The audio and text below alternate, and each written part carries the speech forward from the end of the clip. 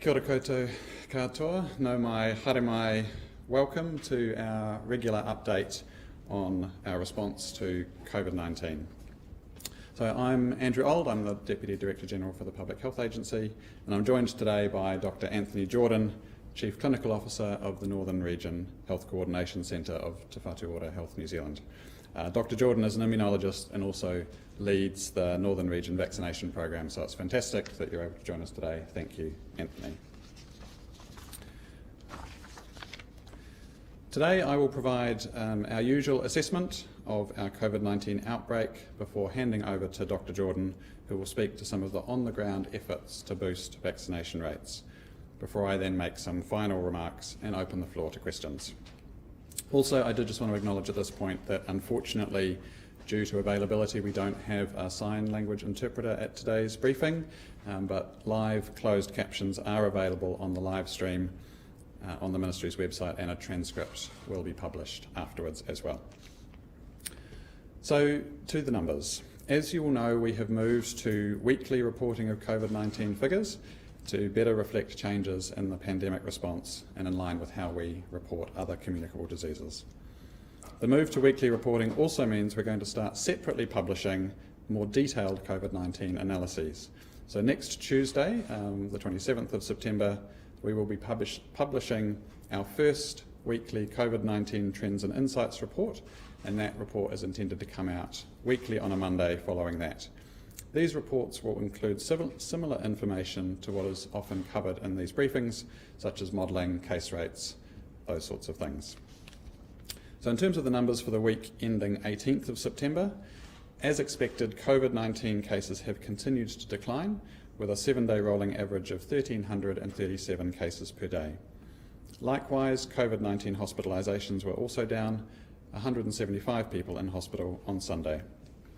The number of deaths reported with COVID-19 also continues to decline, with 36 people reported to have died with COVID-19 in the week to Sunday.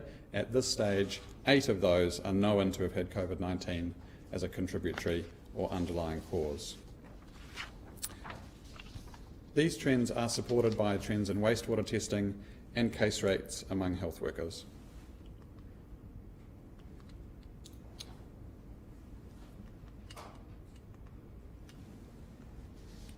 So stepping back, we see from this slide a sustained decline in case rates across all regions for 5 straight weeks.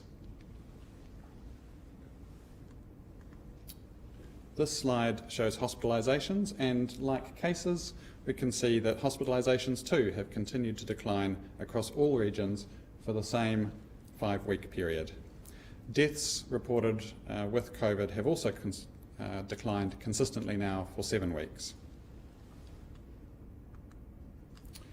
This is the latest modelling from COVID Modelling Aotearoa, and you can see that COVID-19 case rates have tracked in line with expectations for the past few weeks, and as expected, this downward trend is starting to slow and come to a possible plateau. Based on the modelling, we now expect that COVID-19 to probably stay at similar levels as it is currently in the coming weeks. We are in the process of updating our modelling for summer, which will give us the most up-to-date data we can on which to plan. So at this stage, there is nothing to suggest that changes that were made as part of the retirement of the COVID-19 protection framework last week has significantly impacted the level of COVID-19 circulating in the community. But as always, we will continue to closely monitor that situation, and given that we are only about 10 days past that, we would expect that any impact of that might be coming in the next week or 2. However, with the lowest cases and hospitalisations in the country since February this year, our population well vaccinated and expanded access to antivirals, we are in a strong position as we go into the next period. But it's important to note that we can't be complacent.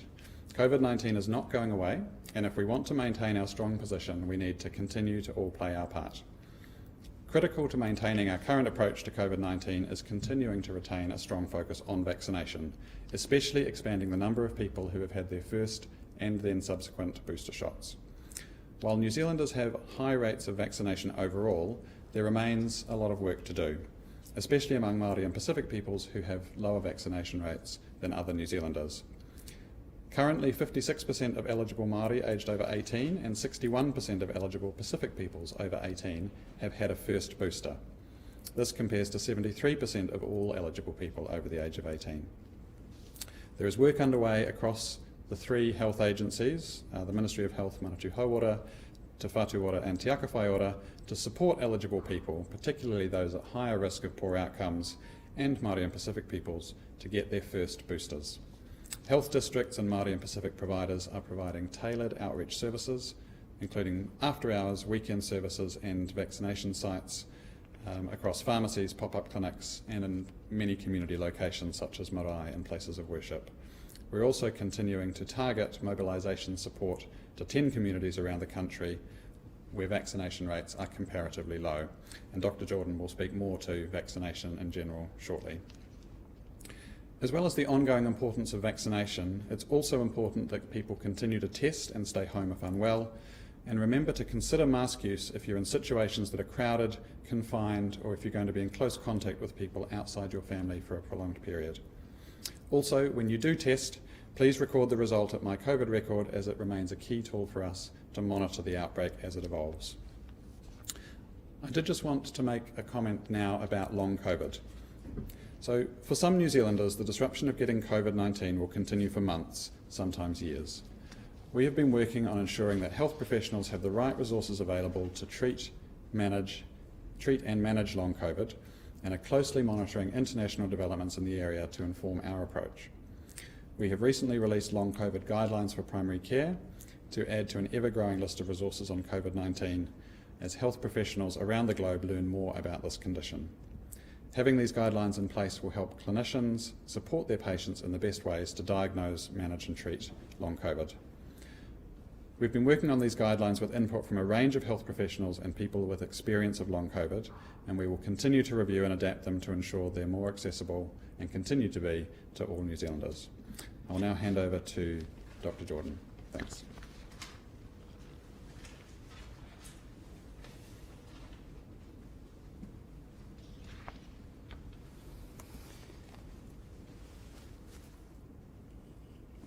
Thank you, Andrew, and kia ora koutou. It's good to be joining you again. Yes, the drop in COVID-19 case numbers, influenza and other winter viruses is proving to be a sustained trend. We are continuing to see positive signs across a suite of measures, further demonstrating our progress achieved together. I want to thank everyone for doing their part and the hard mahi of our healthcare professionals. Rates of influenza-associated severe acute respiratory infection have been at very low levels since July. They remain stable as well as comparable to previous years following a peak in about mid-June. And no cases were detected in the Auckland region in the 2 weeks to the 11th of September. General practice continued to be busy. Although volumes have been tracking down in the last week, they continue to see people returning for planned care. COVID-19 case numbers in aged residential care are continuing to decline as well, now at their lowest case numbers since earlier in the outbreak this year. On the latest figures, 6% of facilities are impacted by cases, a significant decrease from the 12% at our last briefing 2 weeks ago. Similarly, hospital beds occupied by COVID-19 positive patients are rapidly declining again, echoing a trend that COVID-19 and other respiratory pressures continue to track down. We anticipate that these will progress throughout September and October, and hopefully these improvements will continue. Pressures are being addressed by focusing on hospital flow, prioritising urgent care, and furthering our regional coordination functions. Turning now to our vaccination efforts across the Motu. To date, we have delivered over 11,750,000 doses of the COVID-19 vaccine, which is a phenomenal effort, and by so many incredible people right across the country. It is important to note that we still have people coming into our vaccination centres, GP clinics or pharmacies every day for a vaccination. Those are not just people ready for a booster, but also we continue to see people opting to have their first doses. In terms of boosters, over 2.7 million people aged 16 or over have now had a first booster. These numbers are now picking up as people become eligible again after having had COVID. Also, just over 530,000 eligible people aged 50 plus have had a second booster as well. To that end, there are some incredible programs of work continuing across the Whatu to focus on increasing these numbers further. Speaking to the work that I know of here in Tāmaki Makaurau, our Māori and Pacific providers continue to run pop-up events most weekends. We are now also offering childhood immunisations, including MMR and boostrix at these events to help improve access to these critical vaccinations for tamariki. Other examples of work include, in South Auckland, work is underway to engage with priority groups, including antenatal hapumama, infants at 6 weeks, and 1 year for a targeted childhood immunisation program. We continue to support outreach programs such as SMILE, a health pregnancy awareness campaign, and a local community street chats program where there are safe places to kōrero with local healthcare people who can talk to whānau and individuals about the importance of immunisation. This mahi is underway via our community hubs, at events, and even in whare. Our mobile teams are still on the road and active, ensuring that we reach the whole region. And we will support a regional kapahaka event at Aotea Square next weekend with vaccination advice and information for COVID-19 and childhood immunisations. Childhood immunisations are a key focus. We need to lift our levels of immunisations in this area. These programs are developed by our communities, for the community and with the community. On a separate issue about planned care and the upcoming public holiday, looking ahead, the government have announced a one-off public holiday to be held next Monday, the 26th of September, to recognise the passing of Queen Elizabeth II. We are aware some local hospital networks are considering reducing planned care, given that staff will be seeking to observe this public holiday. Te Whatu Ora is supportive of this approach. In the case of any deferred surgery, we expect affected patients to be contacted promptly and rescheduled according to their clinical priority. We will continue to consider the national impact as each local network will work through this with their staff. Finally, next Monday also marks the start of the Mental Health Awareness Week. This year's theme is to reconnect with people and places that lift you up. The last couple of years have been tough for many of us, and it would be easy to feel disconnected from people and places that are important to us. So please take this opportunity to connect with a friend or loved ones, have a kōrero. This can go a long way in helping each of us through these tough times like these we've been through recently and improve our overall well-being. Kia kaha, and back to you, Andrew.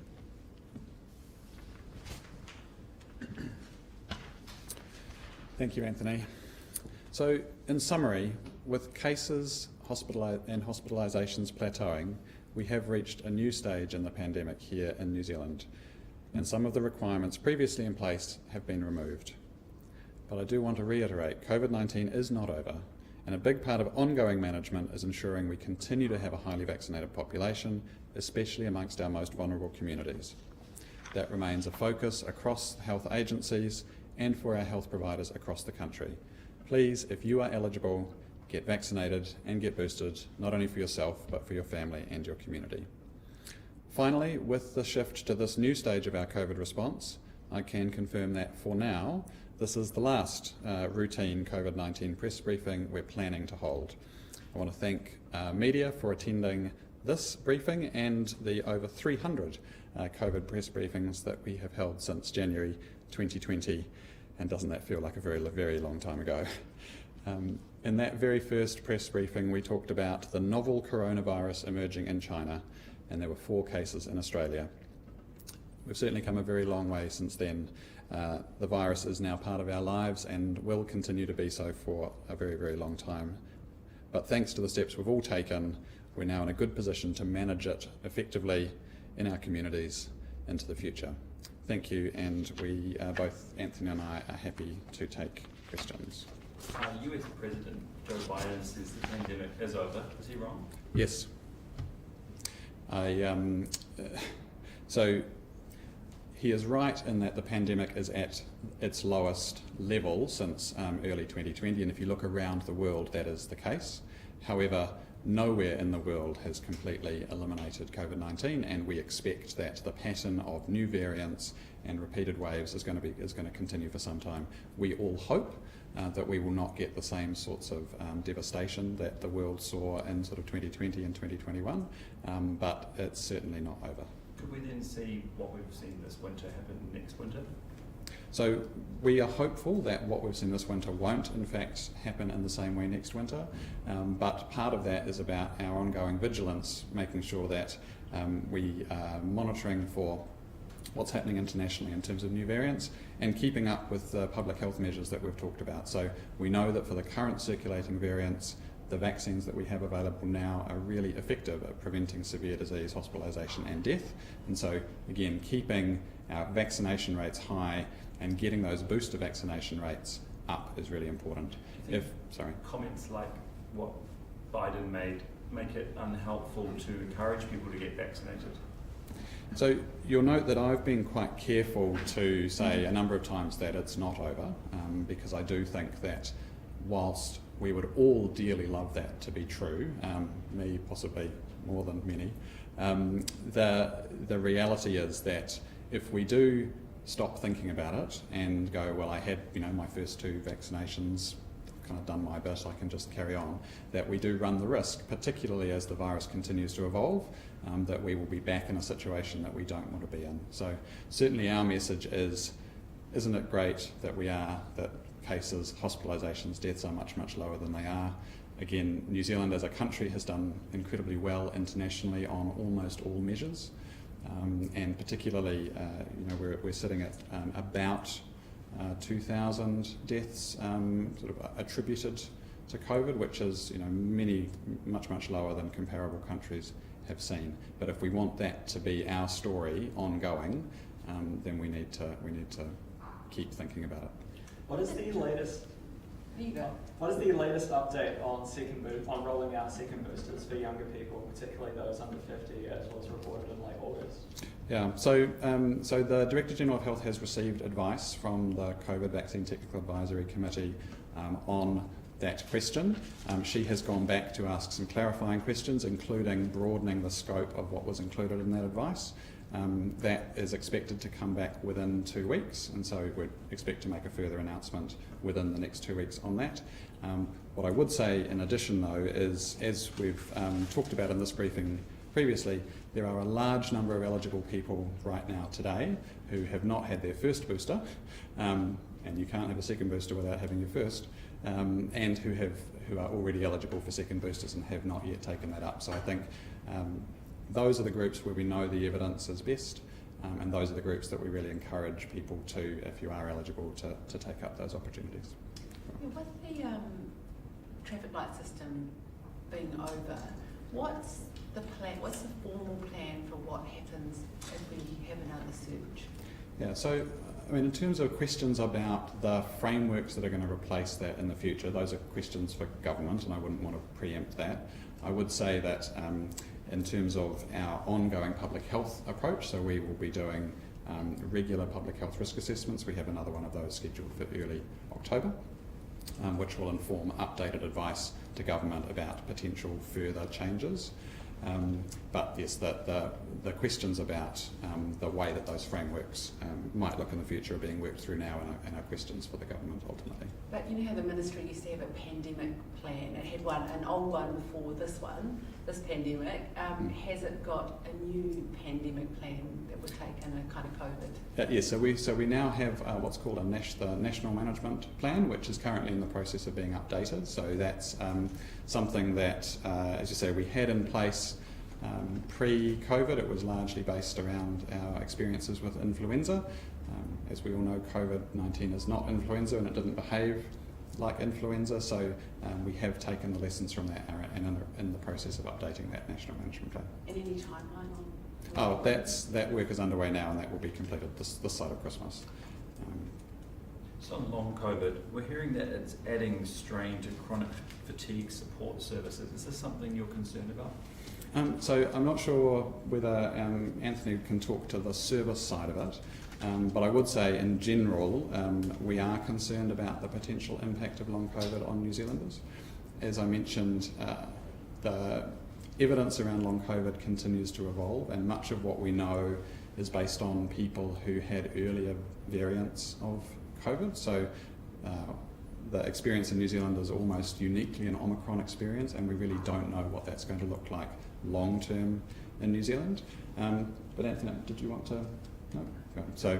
So one of the things I think we have provided guidance to the sector, and we will continue to work across the sector looking at what the options might be for services. One of the key things that will feed into that is what we think the size of the need is going to be, and so that's, as I say, a bit of an unknown at the moment. So it's still quite unknown at this stage how many people who've had COVID will get long COVID. Exactly. So there are some indications from overseas, but as I say, most of those are based on earlier variants. So literally only time will tell what the impact is truly going to be for New Zealand. And the other thing is long COVID covers a large spectrum of illness. So it's everything from people who have some ongoing symptoms past about 12 weeks, but that might be an annoying cough, through to people who have quite debilitating, fatigue and other sorts of symptoms. So there's still a lot we don't know, but it's certainly something that we're concerned about and working on. I'm not sure who this one's for, but the vaccine supply, are we still, what is the country still bringing in terms of supply? So we have contracts in place still for the vaccines. We actually have relatively good supply still in the country at the moment to meet the needs for all of the eligible groups, and as we will seek that advice to come out in the next 2 weeks, we do have stock to extend eligibility if necessary. So we are constantly reviewing the literature alongside PTAC at Pharmac, alongside the ministry and everyone else that has been involved in this, to say, is this vaccine the vaccine we need for the future? Because obviously we're seeing at the moment information come out around Omicron specific boosters. I feel pretty confident at the moment that we should watch that space. We've got a good vaccine. If you look at first and second dose boosting effect on severe illness and hospitalisation, in a hybrid immunity situation where 50% of the population have COVID, I'm still confident we should continue on where we are. And just a hospital busyness question. Sure.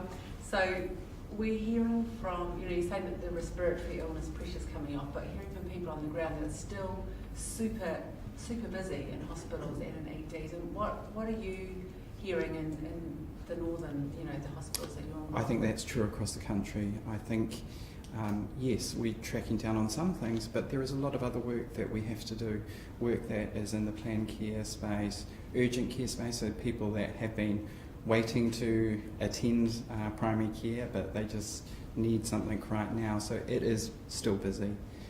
And in terms of the hospitals that you look after, what are you doing to help with that pressure on staff and on ensuring that patients can get care? Yeah, so that's that regional coordination approach that we're looking at space across the whole region, the ability to get people in a timely fashion based on their clinical priority, sharing staff resource, so looking at our gaps regionally, making sure that we fully utilise our staff across the whole region. That's probably the best thing that we can do now to make sure that people are getting the care in the time that they need it. And just one more on the vaccine. What about expiry? Are there any sort of big batches due to expire? No. And if you look at the ministry website, you'll see we report, single digit sort of numbers of vaccine due to expire. We also look as, we get stock in sort of relatively big lump sums, so to speak, and we have had a lot of extension dates for those vaccines that have been in deep freeze as well, so that's given us a relatively sort of long window of opportunity for stock to be used. Just a couple more guys, anyone else? Yeah, can we get an update on when we will see the results of the prevalence survey? Thank you. So the question was about the prevalence survey. So there's two elements to that. There's an infection prevalence survey, and there's also a seroprevalence survey.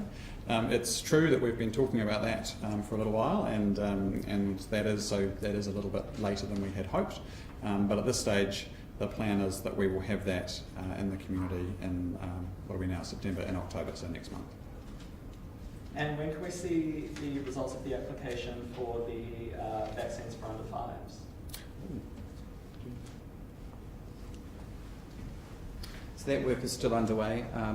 We can provide an update after the meeting about what those timelines are. We're looking pretty carefully around the world where it has been rolled out to make sure, given we're in an Omicron-specific time, relatively low morbidity and mortality amongst that group, whether or not it warrants extending that down. As you know, those early clinical studies were relatively small, and we want to make sure when we look at larger population, real-world evidence, that remains an important part of it. But we definitely continue to monitor that evidence, and we'll be able to update you soon.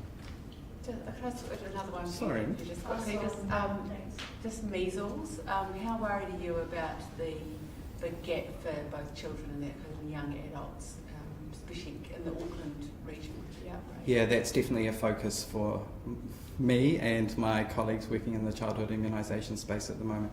So we are using a lot of that resource that we had put forward for COVID-19 vaccination, taking those that are able to offer childhood immunisations such as MMR and moving them across into the outreach space, or even in clinics, events, to be able to get those MMR rates up at particularly at sort of 12, 15 and 18 months, because in 2020 we had that schedule change, so we need to some people may think, I didn't need it until 4 years, but with that schedule change, just making sure people realise we're actually offering it earlier now, getting earlier protection against measles. And what do you worry about? What's the kind of worst case scenario, I suppose, if that doesn't get sorted? Yeah, measles is a disease that spreads very quickly. It's got a highly efficacious vaccine. There are some pretty bad outcomes. If we look back to 2019, almost half of some of our populations end up hospitalised with measles. We know you can get inflammation around your brain. We know that you can get pneumonia. So our focus at the moment, aside from outbreak planning, we never hope we have an outbreak, but that's not something you should ever plan for, is to get our MMR rates up, because that's our best defence against measles. Great. Thank you very much.